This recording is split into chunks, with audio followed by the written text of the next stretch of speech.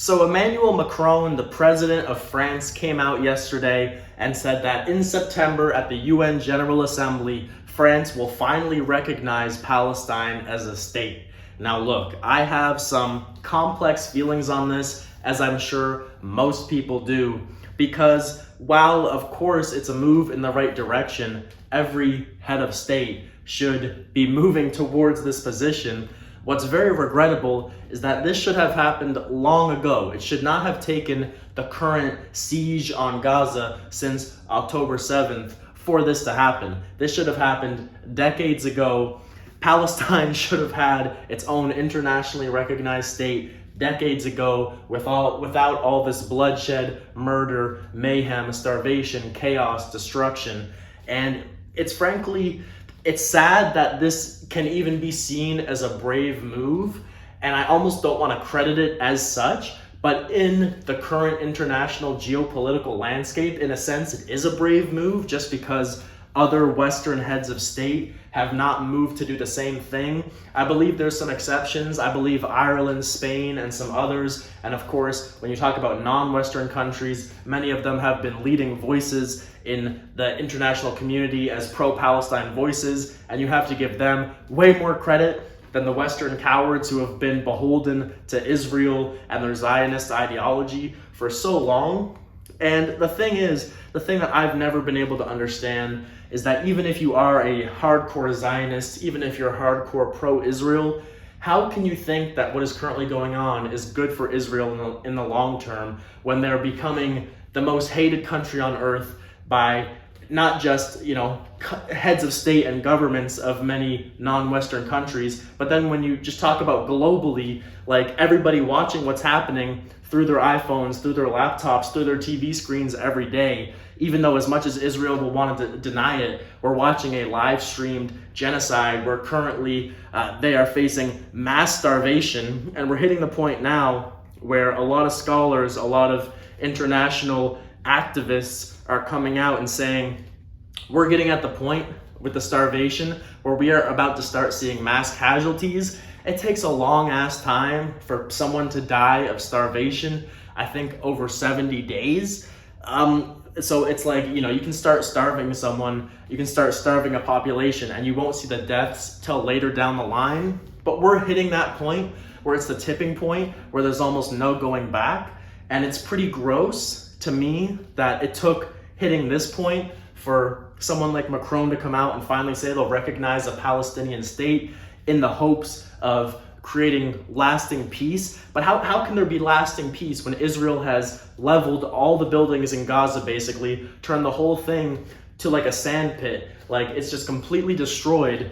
Their population is on the brink of starvation. Mass famine is occurring.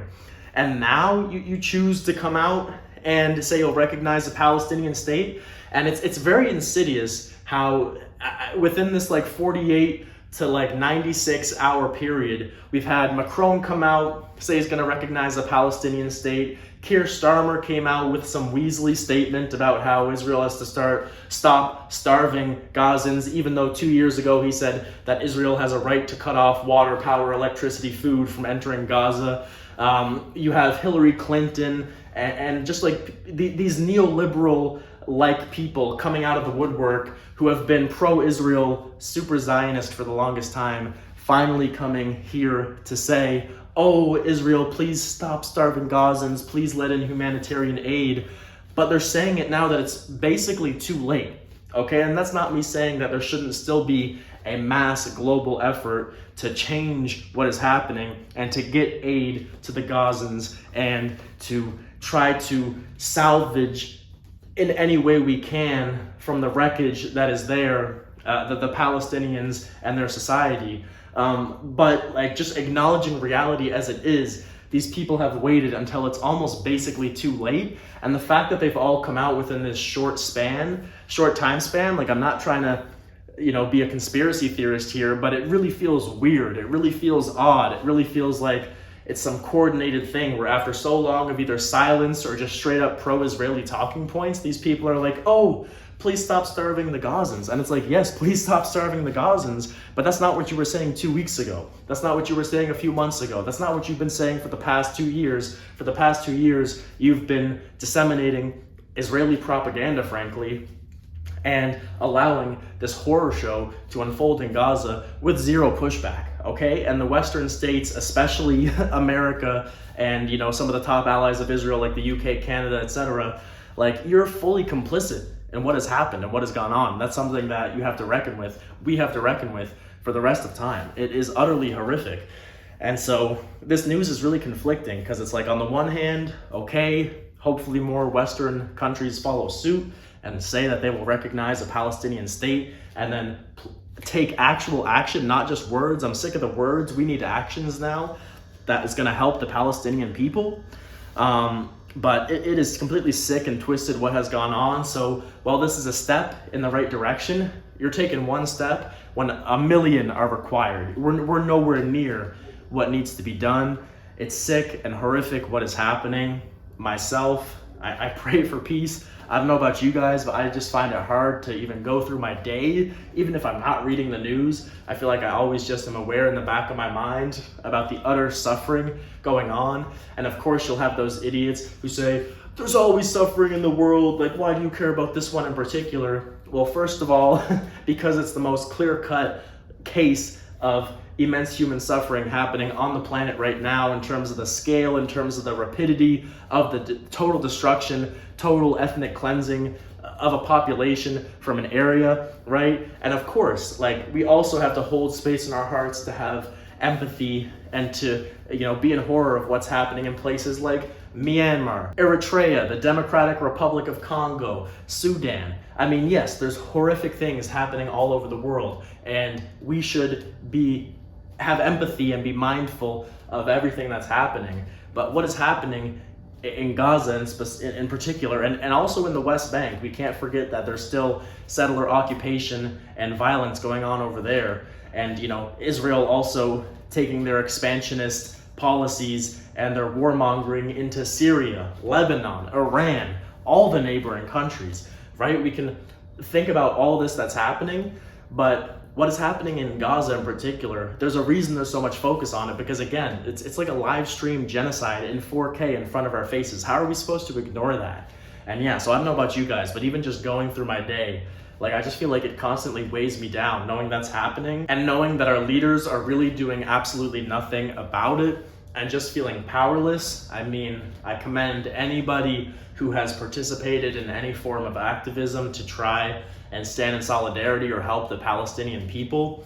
And maybe I'm too nihilist about it, because if enough people did take action, of course there would be change, but, you know, that's just not the world we live in. Even many people who are horrified by this, and like myself, I'm guilty of it. It's like, I just feel powerless and I don't know what to do. And, you know, starting this new channel here, part of it is because I feel like, if anything, what I have is my voice. And even if, you know, right now I'm starting from scratch, I don't have any following on this channel here. Like, if I have one thing, it's my voice, and I just want to be able to cover what's happening and to speak up about this kind of stuff in my own way. But it's a horror show, and there's nothing really positive about it. Even when a development like this, which again takes one step in the positive direction, there's 500,000 steps being taken in the opposite direction as we speak. There's Palestinians dropping dead from Israeli military attacks, or from starvation, or from just decrepit living conditions as we speak.